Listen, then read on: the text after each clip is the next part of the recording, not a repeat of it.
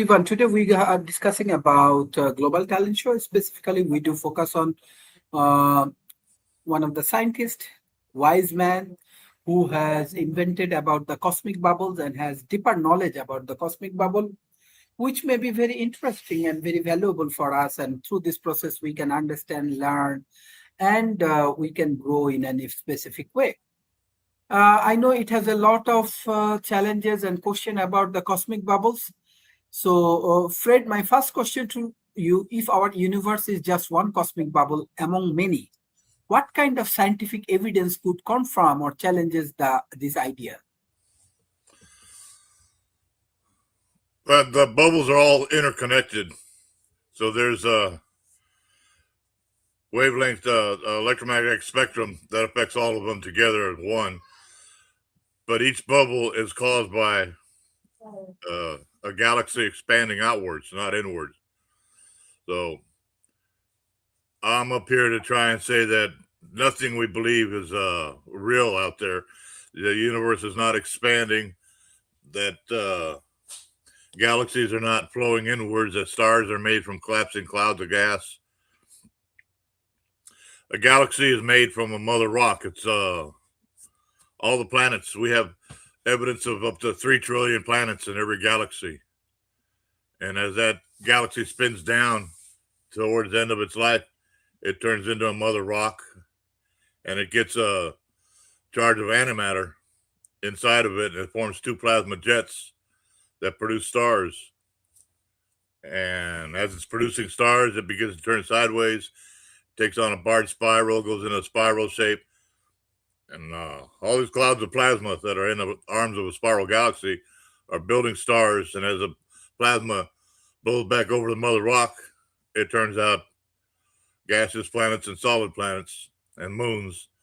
So pretty much everything we have that we don't have answers to are answered by this.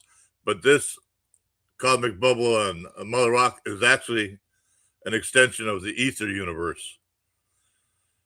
120 years ago, before the Big Bang became popular, we were studying what was called the ether universe, and it was well documented by scientists like Birkeland, Langley, and Peratt, and the things that I found, especially when with Voyager 1 went up and we found the same, I found out everything that they said wasn't there. Most of that was documented in the electric universe a long time ago in plasma cosmology. This is simply taking up where it left off. You understand, this whole idea of the ether universe was supposedly debunked by one experiment, the Michelson-Morley experiment. And now they're looking into the idea that that experiment was flawed. It wasn't done right. A lot of new evidence for it. Two things are going to stand out here. One is the expansion of the universe and stars exploding. 1,000 years ago, when we saw a big explosion in the sky, everybody thought it was one of those stars because at that time, our entire universe was the Milky Way. We didn't know of any other galaxies or anything else. And since it was believed the star was the largest thing out there, they believed that the star exploded, causing a nebula. Well, I've got enough evidence now to disavow that idea, and the fact that I won't say factored in because we're still working on hypotheses, but a nebula is actually the beginning of a new galaxy. Mother rock gives birth to twins on either side, and they come out as quasars. We watch the quasars turn into a dwarf galaxy and then into a galaxy. It's a life cycle that the galaxy goes through, which is there are no accretion disks, no collapsing stars and clouds, no dark energy, no dark matter, no black holes, no expansion of the universe. Every one of those ideas is based on mistakes made in the past. The biggest mistake was saying that stars exploded and that was caused a nebula. 900 years after that idea, Hubble found other galaxies out there. But why nobody thought of putting that into the original idea that maybe that had something to do with nebula? Now we're finding out it does. I've discovered these plasma jets from the mother rock, and we're now finding them in the nebula out there. We're finding every time you see a black hole spouting accretion jets and jets out of it, that contradicts what they said a black hole was in the first place. The problem with the Big Bang and all this falsies is they'll take a picture of something and then explain what's in the picture. Then when they get a better telescope come around and get a better picture that says, well, that's not what's happening, well, they go back and change the physical characteristics of an object they've already described. And that's not science. That's confusing cause and effect. This whole work was based on a hypothesis that came out of physics, attempting to describe what causes the shape of a galaxy, why the S shape and what comes. They've always believed that, well, after the Big Bang idea became popular, that stars were everywhere and they slowly started falling inwards, and that's what made the galaxies. And to this day, nobody's addressed, as Richard Feynman asked years ago about the S shape of the galaxy, if inward falling material could make that shape, and they could find no way of converting that into an idea into reality. It just did not work.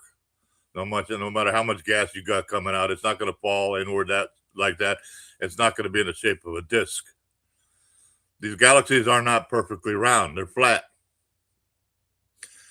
So this area of electromagnetic energy that surrounds the galaxy the energy is generated by the mother rock. It's a giant spinning magnet in the center of it that puts out a field that powers electric stars. All the stars are rogue when they're born from the center of the galaxy and flow outwards. Planets and moons and all them are all rogue planets. We have found 5,000 planets in this area, rogue planets. And you extrapolate that into the size of a galaxy. Like I said, they come out with studies now that up to 3 trillion planets in every galaxy. And that mass is what pushes the galaxy through the cycle. Starts out and grows into a large spiral. Eventually, the antimatter fuel it's taken, runs out, and the galaxy collapses back down into a donut shape and back into a mother rock and begins the process all over again. It takes billions of years, but it only takes producing stars and planets is almost instantaneous. It doesn't take millions of years to create a planet. It doesn't take millions of years of collapsing gas to create a star. They're all made at the center of the galaxy at the same time. Oh, so the Big Bang never happened. The universe is all. This is very interesting discussions because long time the scientific communities they do focus on these Big Bang theories, right? On the Right. other hand, right now we do focus on these cosmic bubbles. It's mean that the whole planet may create based on cosmic bubble, right? The mother rock, right? Right. And we are observing right now, as you have experience to work with NASA and everything, and you have a long times you do work with your fathers. You just continuously continue this research.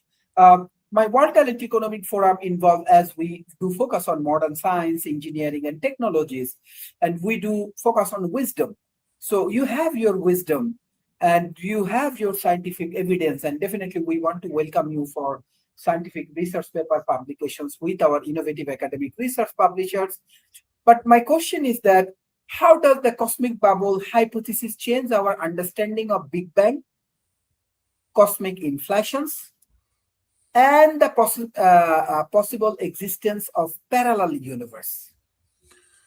No parallel universe, no other dimensions. That became popular with string theory, and at first they said, well, there's 5 other dimensions, there's 5 other invisible worlds that we pull our galaxy out of. And eventually that got so ridiculous that Stephen Hawking came and gave a lecture here at Texas College Station, A&M, and it was in the newspaper that he was saying there was as many as 14 extra dimensions that we were pulling from. All this and all the dark matter, dark energy, they are all ad hoc explanations for a theory that doesn't work in the first place. The expansion of the universe was based on a redshift. That galaxies had different colored redshifts, and some of them lost a lot of the simple explanation they tried to come up with was what you call the Doppler shift in sound. How a siren coming at you sounds different than going away. So the light of a galaxy receding from us changes. But that's been addressed, probably 14, 15 years ago. Professor Xavier of UC Santa Cruz proved that galaxies were surrounded by gas. And we know that now to this day, that there's an interstellar medium of a very rarefied gaseous atmosphere surrounding our planet, our solar system, our entire galaxy. NASA has discovered giant voids, areas of no radiation, empty, right next to us. They call it a cosmic bubble. They think that the galaxies surround the bubble. It's the other way around. The bubble surrounds the galaxy. So if you knock out the redshift with that and you have no cosmic inflation, you have no beginning. There is no need for a beginning in this idea because each galaxy goes through a cycle.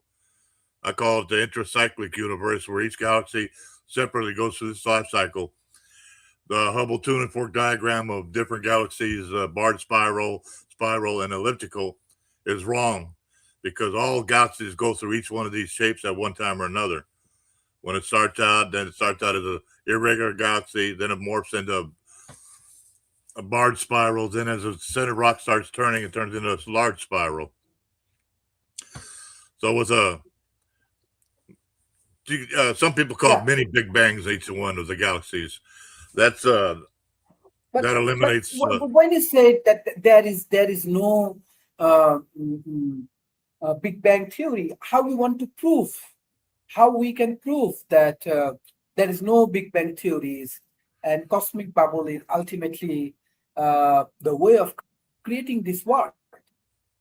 There's really an easy way to do it, and that is from day one. The Big Bang theory starts with violations of the laws of physics. It creates energy out of nothing. It says pretty much every time you go around and look at the Big Bang and look at how it's changed over the years, you see that none of it is actually proven. We have lots and lots of numbers and changes and stuff, but everybody knows you can fudge the numbers, and if you start out with the wrong numbers, you're not going to end up with the right ones. Whereas cosmic bubbles, I'm talking 5,000 pages, not one single violation of physical laws from the start.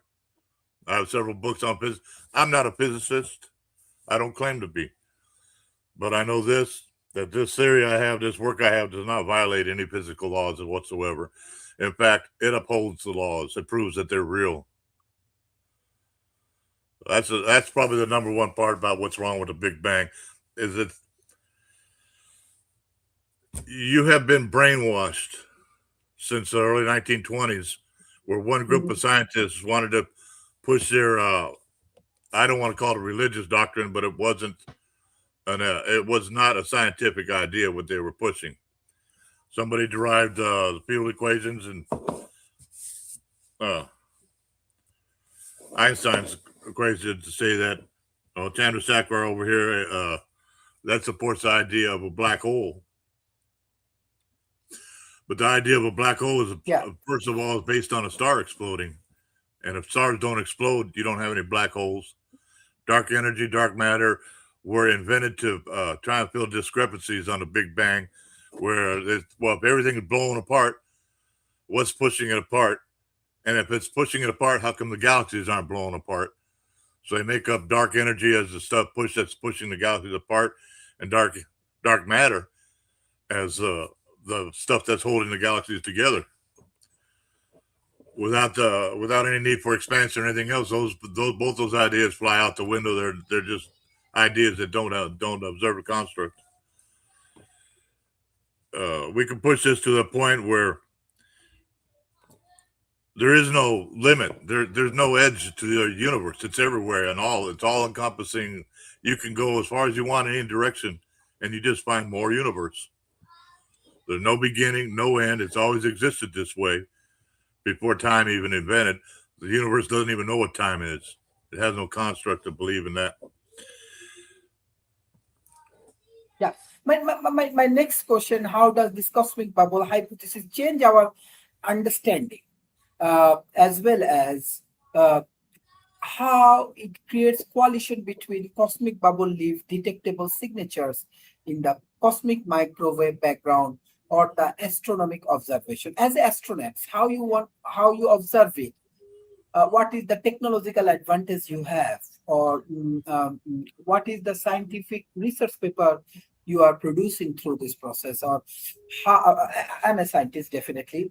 I want to see the white paper and research paper, and definitely I want to write scientific paper with you. Well, that's why I need help from the scientists, because this is so massive. It covers so many different disciplines that I can't tell it all. But I just miss what you're talking about. The background radiation, cosmic background radiation, is measured at 1.75 K, which happens to be the exact temperature that hydrogen can be converted to antimatter. So that means that this temperature of the cosmic background is actually the thermal signature of the bubble itself, converting hydrogen back to antimatter. That was written up by Jeffrey Burbidge in one of his papers. I have a copy of it somewhere. I actually went to San Diego and met with him in 2007. He worked with Fred Hoyle on the original steady state universe, and that's what I'm dealing with here is actually 5 different universes in one: the ether universe, electric universe, plasma cosmology, holographic universe, and the information universe. Each one of those has a piece in this entire picture that complements all the rest of them. You cannot take one single piece out of this and make it work. It all fits together as one giant puzzle. From the galaxies all the way to the atom. I've now discovered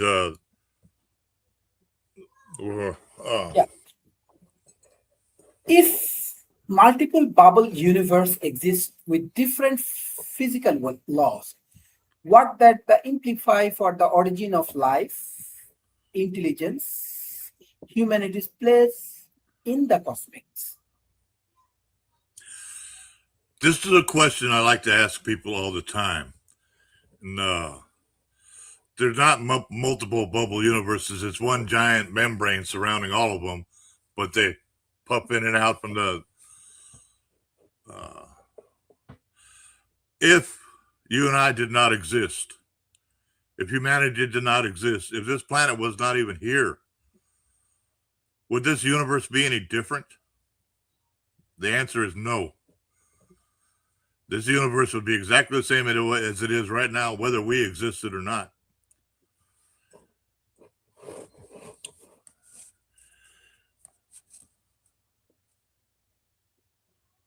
So the starting of life, electromagnetic fields exist inside this bubble. This field is layered with magnetic areas. We now know that magnetism is not north and south oriented. It's only that way on a planetary basis. So there is no north and south magnetism in space. It turns out to be right, left, electron, positron, spin. Now these areas are dominated. One area is right spin, the next area right next to the left spin. And in between those areas is a sheet of negative electrical, which is how electricity expands outwards. That sheet provides a feedback mechanism, which allows mass to be built. If you have 2 areas of equal force, equal volume pushing against each other, you have stagnation. Nothing grows, nothing happens. So if one area is slightly stronger than the other one, you have the push that's necessary to provide mass and to build life. That happens when the atom is, try to explain like this. You've heard of the Fibonacci numbers and the golden ratio and phi and all that. That it actually describes an imbalance of these 2 forces at the molecular level. When you start building atoms and molecules on up, this is all based on a feedback from the area of space that we're in right now. And this area is right hand. So that's why you have the right hand rule in electricity. And that's why 80% of the biological systems on this planet are all right-handed. So if you got equal areas of right hand, left hand, that means in an area right next to us that it's left hand. And that's where the magnetic reversals come in. When this planet or solar system drifts over into that area, the magnetism reverses, goes the other way. The reason that's important is because the layering system, you're going from right, left, then electrical, right, left, electrical. When that reverses, it's going left, right, electrical, left, right. And that allows you to build mass and allows you to build biological systems. This is all life starts anywhere. You give me a planet or a moon that's covered in ice, you'll find life on it. It started on this planet 3.5 billion years ago. It was when this planet was made from the mother rock. It was a giant ball of lava that was then covered in ice, probably 50 to 100 miles thick. Now, we already have proof that this planet was covered in ice up until about 750 million years ago, when the seas started to. You take this planet's covered in ice and it gets captured by a star. As it's orbiting the star, the heat and light from the star starts to sublimate the ice into an atmosphere. That's where you get your atmosphere from. That's where everything in life starts. Underneath the ice, the pressure from all that ice on top causes chemical changes in the structures of amino acids and allows life to be built. It's literally water eroding the rock and the minerals of the rock reattaching themselves along magnetic lines. So the rock itself builds up into a form and type of life.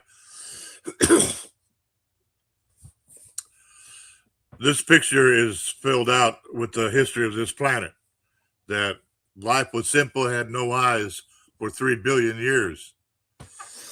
So that tells you that life developed under the ice in the dark. And then somewhere along the line, the ice melted enough to allow the seas to be to receive sunlight, and it changed the photoplankton from chemical to sunlight. At the same time, the planet was slowly getting larger, expanding outwards as the ice melted and continents were formed. And on the edge of the continents, the rocks were baked by the sun, and the calcium we had a calcium glut about 535 million years ago, and that's where all the seashells came from. Before then, it was chitin skeletons. There wasn't any calcium skeletons. That began about 10 million years. As we are living in the age of artificial intelligence, quantum computing, and next generation space telescope helping scientists investigate the cosmic bubble hypothesis over the coming decades. So how this talent economy, the wisdom affairs can contribute, how we can bring more success and progress for the communities of emerging economy. Well, advances in artificial intelligence are already showing a way of doing that. I've had 5 different conversations with AIs, and in every case, the AI was able to extract from its database, its resources, confirmation of these ideas that I had. They validated it. They showed which scientists. They even point me to who did the research on which part of it, and probably 200 pages I have with just one AI, in which I will ask them a question. Can you prove this wrong? And they can't. We can prove the Big Bang wrong just about every step of the way, but this you can't. They have not been able to show anything that's wrong about it. So that's advances in AI is going to help us determine. What's great for me is I can talk to an AI system. It's like talking to a room full of scientists from all different disciplines. Whereas this is interdisciplinary. It crosses all lines. There is no facet of science that does not touch. It's all encompassing. But we've already seen advancements in telescopes, how they're backing up what I've been saying, what I've been showing. When James Webb Telescope came out, everybody was confused and blown away. Well, look at these pictures. They're saying, oh, this and that. I have reason to believe that light doesn't travel at all. It propagates on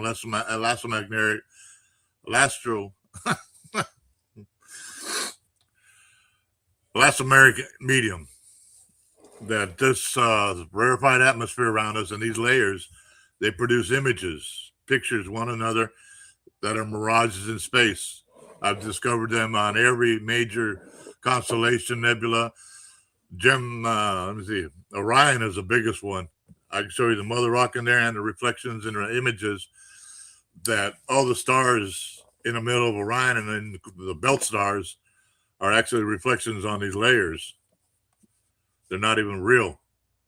So when I tell somebody's looking at the Horsehead Nebula and the Flame Nebula and all that of the Beta Orionis and the rest of the stars in Orion, and I show them how those are reflected images of the mother rock explosion, hey, you can see it. You can see it in the images, and it's reproduced by all the rest of them. So better telescopes are going to allow us to see. I can tell you right now, when we were taking pictures of the Large Magellanic Cloud, all we saw was a nebula and all the fancy pictures. But then when we turned to Hubble and the infrared and all the rest of the telescopes, Keck and all that, it was showing images in the center of Large Magellanic Cloud of two plasma jets, exactly as I had predicted, that matched the plasma jet in Orion. So that draws a correlation between the nebula and the galaxies as they're being built. With better telescopes, we'll be able to see this everywhere we look. The most curious thing about it is that the idea of black holes, they really haven't proven that what the picture that they're showing you is actually a black hole. I had an argument with myself a long time ago about the black hole they found in M87. Here's a black hole they found, 80 million light years away from us, but they couldn't find one right here just 26,000 light years away in the middle of the Milky Way. So they're taking pictures of the Milky Way right now. The plasma jet that built the stars that we're in around, they're trying to call that a black hole just because they'll take a picture and put a black hole in the middle of it and say, there it is. I'm actually offering you scientific research paper publications through Innovative Academic Research Publishers. I'm a chief editor in France for Innovative Academic Research Publishers. So with all of your evidence, these coming sessions, I want to invite you as a keynote speaker as well as you and me together. We can go for scientific research publications. Secondly, we can go for build up an innovative startup development where we can train the countries like Bangladesh, Pakistan, India, and all of the peoples, those who have interest about space economy, those who can contribute for the space economy, it can be create a positive synergy for human progression. What you are doing, what your father did, what your whole community is doing, maybe it can be interesting. And I definitely want to welcome you in South Asia, and definitely when I go to USA, we can do more research and evidence and everything. But how it can create an economical impact through this space economy research and so on? Well, the best way is I have over 3,000 files of this work, plus probably 4,000 or 5,000 rewrites. And right now, the biggest problem is trying to put it all in order, get the explanations with it. Everybody wants, so I need a citation for this and I need a citation for that. It's going to take a team, not just one person is not going to be able to do this. I've gotten everything up there that we need to get this started and find out what it is. But like you said, I need to find some kind of curriculum where we teach each part of the section. I had one professor in college tell me I had a year's worth of college course just in this book alone. So I think best bet is to try and put together a little video that shows it all. Then we take it from there. Now, I got all my videos online. I got probably 90 or 95 videos online between my pages and my YouTube, that if somebody were to go through it and sort it out, the pages on Facebook don't allow me to sort anything out, to change this position or that one. So if I could come up with some kind of web page where I could put them in order, that would at least give us a start to where I could have people look at it and say, okay, let's talk about this or that part. then we get into it in detail. Excellent. Not only like creating wisdom with your activities, we need to create impact, right? So Right. impact for the humanity, impact for the knowledge creation, impact for creating wisdom-based society, right? Right. And scientific communities, and definitely we need economical impact. So World Talent Economic Forum want to welcome you as a president of this space research or space economy. You can be the president of space economy, and we will support you to go for more research paper publications, creating a companies and make a meaningful contribution for the global economy. What's your thought? I like that idea, but like I said, it means being able. I have to get this out. I have to put this out in a form that the people can look at it, so we can have meaningful discussions about it. And as far as its future of mankind, well, this is the future of mankind. Whether they find out now or they find out 10 years from now, if it's too late, that this is really what's going on, because everything they're finding out in the last probably 4 or 5 years. 5 years ago, you might read 1 or 2 articles calling out the Big Bang. But here after James Webb and here after all these new studies, all these new things they're finding out, it's just pointing more and more towards the Big Bang is wrong, and we got to do something about correcting it. Unfortunately, the mindset here in this country, if you say anything wrong about the Big Bang, you don't have a job. If you want to be an astronomer, you have to do what they tell you for the Big Bang. You can't bring any new evidence in. If you want to have a position with any space industry, you have to go along with their ideas. And I don't like to bring up religion because I'm not a religious person at all. But religion is a big problem here because a lot of these beliefs, a lot of the Big Bang is based on divine intervention. Let there be light. Boom, there's light. That's where it comes from. That's as far as from scientific as you can get. I'm based on everything I do is based on 100% pure science. So the question is going to be: is it going to be easier for me to find some people here to help me work on this, or can you get together a team that I can work with and we just handle it piece by piece, and I take them one step at a time through each of these? Excellent. So what's your closing remarks for today's sessions? And welcome in the board of World Talent Economic Forum as a president of Space Economic Researcher and Scientist. Hopefully through this process, you can engage with hundreds of millions of people. You can engage with all of the venture capital ecosystem. We have more than 3,257 venture capitals in our ecosystems. And we have all of the youth, all of the intellectuals from around the world, from 100 different countries, those who can work together. We are building the better communities. We are building the better people. So I want to invite your communities in our World Talent Economic Forums, as you will be president and you will lead your excellence center, a center of excellence. And through this process, we can make progress. Through this process, we can make an innovations. And through this process, we can change ourselves and change our communities. So thank you for your excellent contributions for the scientific research. Specifically, I want to give thanks to your family. I did not meet with your father, but I want to give thanks to your father as well, because he continued this work and you move with the legacy. And hopefully with the scientific innovations, we can make a real impact for this planet. Thank you, everyone. Thank you. I request everyone to share this content with the government agency, corporation, and academia, specifically the space research agencies in emerging economy, because this kind of research can be very valuable for us. Thank you. Bye-bye and take care. Thank you.